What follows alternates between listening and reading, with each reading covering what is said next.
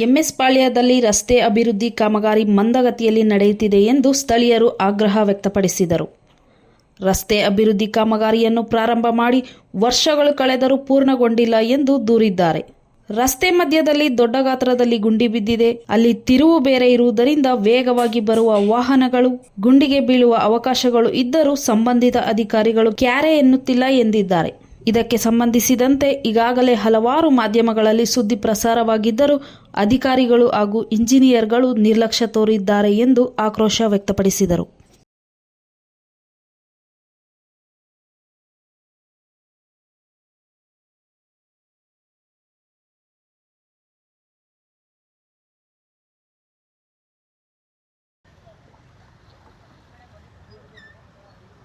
ಜನಗಳಿಗಂತೂ ತುಂಬ ತೊಂದರೆ ಆಗ್ತಾ ಇದೆ. ನೀರು ನೋಡಿ ಹೆಂಗೆ ನಿಂತಿದೆ.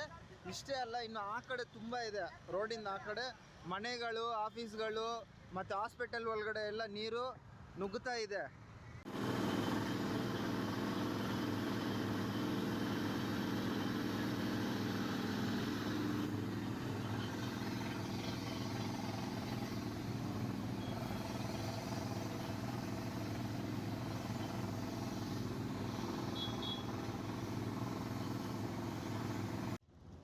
ನೋಡಿ ಸ್ನೇಹಿತರೆ, MS ಪಾಳ್ಯದಲ್ಲಿ ರೋಡ್ ಕೆಲಸ ನಡೀತಾ ಇದೆ. ಯಾವೊಂದು ಸೇಫ್ಟಿ ಇಲ್ಲ, ಏನಿಲ್ಲ ಇಲ್ಲಿ. ಮತ್ತೆ ಟರ್ನಿಂಗ್ ಪಾಯಿಂಟು, ಯಾರಾದರೂ ಬಂದು ನೋಡಿ, ಇದು ರೋಡ್, ಇದು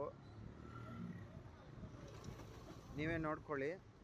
ಯಾರಾದರೂ ಬಂದು ಹಿಂಗೆ ಬಿದ್ದರೆ, ಪ್ರಾಣಕ್ಕೆ ಏನಾದರೂ ಅಪಾಯ ಆದರೆ ಯಾರು ನೋಡ್ತಾರೆ ಹೇಳಿ?